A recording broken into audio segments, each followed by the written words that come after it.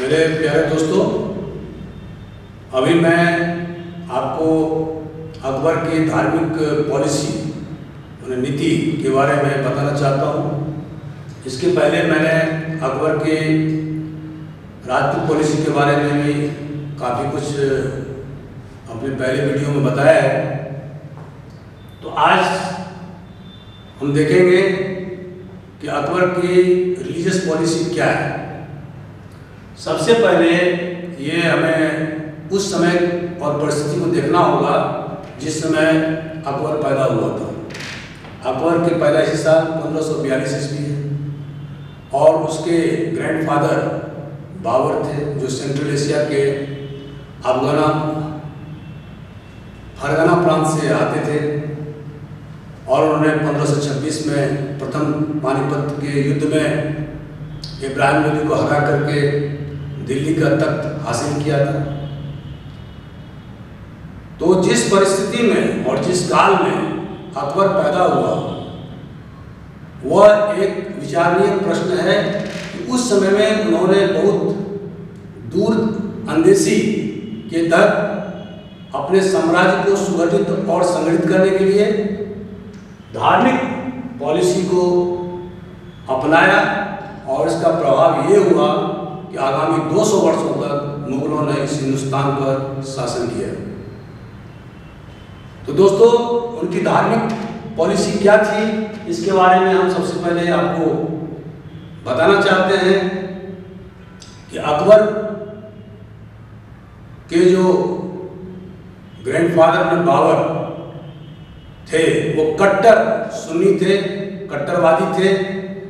जैसा कि मैंने पहले वीडियो में बताया था, उन्होंने बैटल ऑफ खानवा में राजपूतों के खिलाफ में जिहाद का नारा लगवाया था, अपने मिलिट्री को उकसाया था और हिंदुस्तानियों को काफी कर करके उन्हें भारी यातना भी दिया था। इसी तरह से उन्होंने चंदेरी के युद्ध में भी किया था और इसके बाद उनके ही एक कमांडर ने मीर बाकी ने अयोध्या में रामलला के मंदिर को तोड़ा था। ये जग जाहिर है। तो दोस्तों, इस परिस्थिति में अकबर के द्वारा जो धार्मिक पॉलिसी अडॉप्ट किया गया वह एक बहुत ही सफल पॉलिसी था और जिसने मुगल साम्राज्य का नींव बहुत पक्का कर दिया। सबसे पहले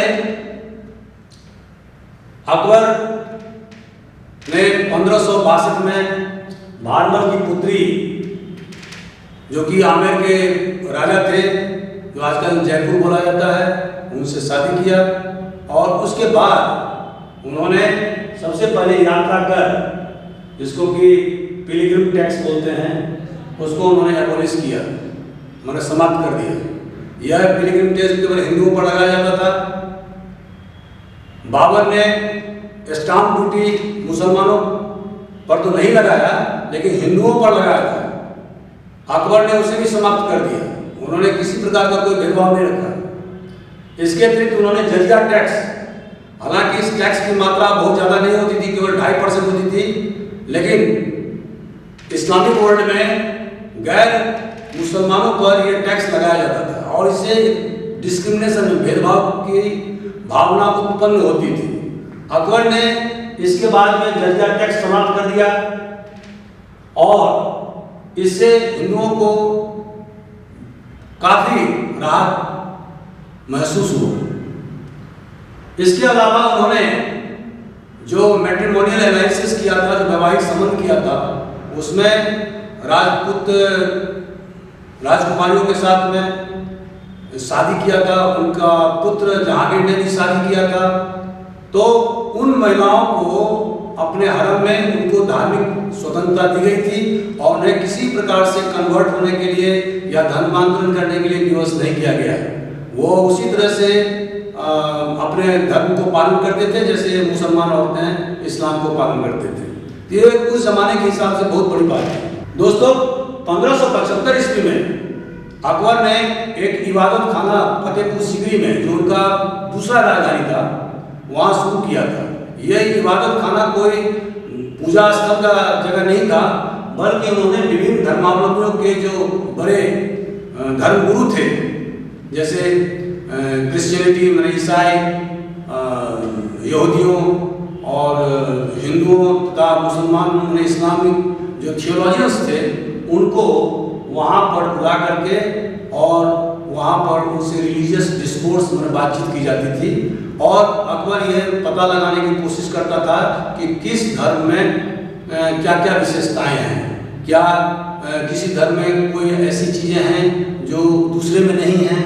तो ये सब डिस्कशन चलता रहा और उसके बाद में ये काफ़ी दिनों तक चला, लगभग 1579 ईस्वी तक, 1579 ईस्वी तक ये चला। तो इससे अकबर को ये पता लगा कि सभी धर्म में अच्छाई है, कोई भी धर्म बुरा नहीं है, सबके अपने अपने रास्ते हैं और किसी भी धर्म में कोई कमी नहीं है। कमी है तो सिर्फ केवल पालनकर्ता के द्वारा ही कमी होती है और उनके द्वारा गलत इंटरप्रिटेशन या व्याख्या की जाती है, जिससे कि अनेक प्रकार की भ्रांतियाँ उत्पन्न होती हैं। दोस्तों, इसके बाद में जो उस ज़माने के लिहाज से आप देखेंगे कि जो मुस्लिम थियोलॉजियंस होते थे उनको काजी या उलेमा कहते थे। उनका राजकाज में बहुत ज़्यादा इंटरफेरेंस या हस्तक्षेप होता था और अकबर ये नहीं चाहता था कि उलेमा राजकाज में या पॉलिटिकल अफेयर्स में या राजनीतिक क्षेत्र में या प्रशासनिक क्षेत्र में उसका दखल हो पाए, जैसा कि हमने सल्तनत काल में देखा है। तो इसलिए उन्होंने एक नए खुतबा, और वो लिखने वाला था फैजी, मतलब अबू फजल का भाई, और उसके बाद में उन्होंने ये साबित किया कि वो जो किसी प्रकार की अगर कोई कंट्रोवर्सी होती है, किसी प्रकार का अगर विवाद होता है, तो वो उस विवाद का जो फाइनल इंटरप्रिटेशन या व्याख्या जो है वो अकबर के द्वारा किया जाएगा। और इसलिए उन्होंने इनफैलिबिलिटी डिग्री, मैंने जिसको हिंदी रूपांतरित हम नहीं कर सकते, उसको मजहर बोलते हैं, तो उन्होंने इशू किया। और इसका अर्थ ये हुआ कि अकबर जो है वो इन केस ऑफ कंट्रोवर्सी या in case of differences of opinion, मैंने उसको हिंदी में ऐसे कह सकते हैं कि अगर विचारों में या धार्मिक विचारों में कोई भेद होता है या अंतर होता है, तो उसका जो फाइनल जो व्याख्या किया जाएगा वो अकबर के द्वारा किया जाएगा और उसी के उनकी व्याख्या सलमान होगी, मतलब इसको मजहर बोलते हैं। और इसीलिए अकबर को सुल्तान ए आदिल बोला जाता है। सुल्तान ए आदिल का मतलब हुआ कि जस्ट रूलर, मैंने न्यायप्रिय शासक। इसके बाद में उन्होंने 1582 ईस्वी में एक नया धर्म दीन इलाही जारी किया था, और दीन इलाही का मतलब होता है डिवाइन फेथ। तो कुछ लोगों का ये कहना है कि उस समय में दीन इलाही नहीं कहा जाता था, ये बहुत बाद में कहा जाने लगा। पहले इसको तौहीद इलाही बोलते थे। तौहीद इलाही मतलब डिवाइन मोनोथीज़म, माने ईश्वरीय एकेश्वरवाद। तो उन्होंने जो विभिन्न धर्मों के जो महत्वपूर्ण तथ्य थे, जो महत्वपूर्ण फिलॉसफीज थे, उनको एक जगह इकट्ठा किया और उस सब को दीन इलाही में सम्मिलित किया। दीन इलाही का मेन मकसद था कि वो एक ईश्वर में विश्वास करता था। इसमें सभी धर्मों के जो अच्छे चीज थे उसको समावेश किया गया था। इसमें प्रत्येक रविवार को जो लोग दीन इलाही में अपना एंट्री करना चाहते या एडमिशन लेना चाहते थे, तो उनको प्रत्येक रविवार को वहाँ अकबर के सामने में उपस्थित होना पड़ता था और अकबर उनका उस व्यक्ति के सर पर पैर रख करके उसको आशीर्वाद देता था और उसको कुछ मंत्र बताता था। और इसके बाद में वो व्यक्ति अल्लाह अकबर या जल्लू जुल्लाहो ये बोलता था और इस तरह से एक दूसरे को ग्रीटिंग करता था, एक दूसरे को अभिवादन स्वीकार करता था। ये उसका पर्पस था। जो मेन चीज था, यदि दीन इलाही को मानने वाले व्यक्ति के लिए ये आवश्यक था कि वह मांस मदिरा का पालन नहीं करे, ब्रह्मचर्य का पालन करे और वो जो गरीब और कमजोर तबके के लोग हैं उसको दान दें। तो ये भी काम था। और इसके अलावा जो दीन इलाही में 4 गेट बनाया गया था, जिसमें कि ऊंचे स्तरों पर मतलब असेंडिंग ऑर्डर में कि अगर कोई व्यक्ति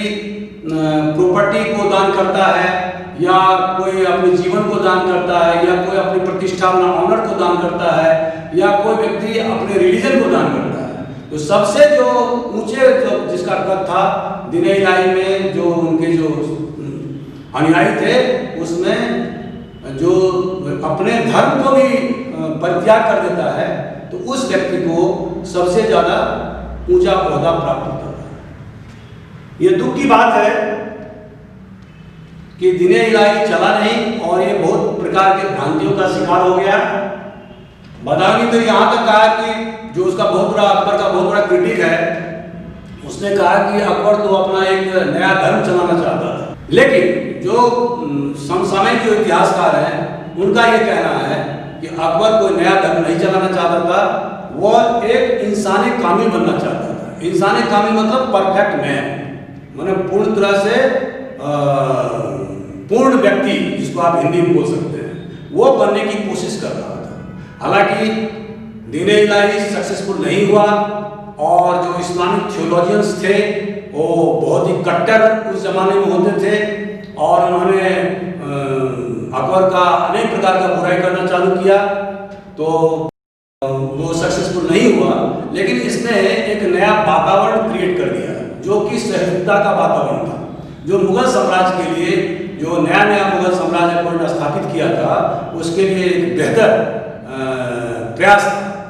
आपको मालूम ही होगा कि उस जमाने में कट्टरवादिता की इतनी पराकाष्ठा थी कि दारा शिकोह, जो कि एक उदार विचारवादी राजकुमार था, शाहजहां का लड़का था, जब वार ऑफ सक्सेशन हुआ उसमें उसका पलड़ा भारी था। लेकिन अंतिम समय में जब युद्ध हुआ औरंगजेब और दारा शिकोह के बीच में, तो जितने भी मुल्ला मौलवी उलेमा और जो कट्टरपंथी लोग थे, सब औरंगजेब की तरफ जा मिले और दारा शिकोह को पराजय का सामना करना पड़ा। इसी तरह से जब आप औरंगजेब की मृत्यु के बाद बहादुर शाह प्रथम, उसका पुत्र, अपने तीन भाइयों को मार करके गद्दी पर पहुंचा, लेकिन वो शासन 5 साल ही कर पाया। उसके भी 4 पुत्र थे, और उसमें जहांदार शाह ने 1711 ईस्वी में मुगल बादशाह बना, जुल्फिकार जो उसका प्राइम मिनिस्टर था बहादुर शाह का, उसकी मदद से बना था। लेकिन जब उसने जजिया को समाप्त कर दिया जो औरंगजेब ने लगाया था, तो सारे मुल्ला मौलवी और कट्टरपंथी एक तरफ हो गए, और जहांदार शाह को 6 महीने के अंदर में उसको लाल किले के अंदर मार दिया गया, और उसके भतीजा फर्रुखसियार को गद्दी पर बैठाया गया।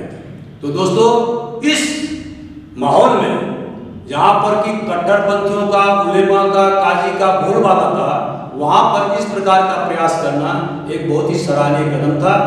हालांकि बाद के बादशाहों ने, खास करके औरंगजेब ने, इन सारे महत्वपूर्ण जो नीति, धार्मिक नीति जो अकबर ने चालू किया था, उसको परित्याग कर दिया, जिससे कि मुगलों का संबंध धीरे धीरे बहुसंख्यक हिंदुओं से कटता गया, और वो एक पतन का कारण बना। लेकिन अकबर के इस धार्मिक पॉलिसी को एडॉप्ट करने के कारण हिंदुस्तान में मुगलों का शासन लगभग 200 वर्षों तक पक्का हो गया। तो थैंक यू वेरी मच, और आपने हमारा आज का व्याख्यान सुना। मैं उम्मीद करता हूं कि आप जरूर लाइक करेंगे, सब्सक्राइब करेंगे, और अगर अपनी बात कुछ भी सलाह देना हो तो जरूर हमें बताइए। मैं उन सलाहों को अपने सिर माथे पर लूँगा, और कोशिश करूँगा कि अगले वीडियो में उन सब सलाह को, उन सजेशंस को मैं इसमें शामिल करूँ, और फिर अच्छा से अच्छा वीडियो बनाने का प्रयास करूँ, ताकि अधिक से अधिक विद्यार्थियों को फायदा मिल सके। Thank you very much.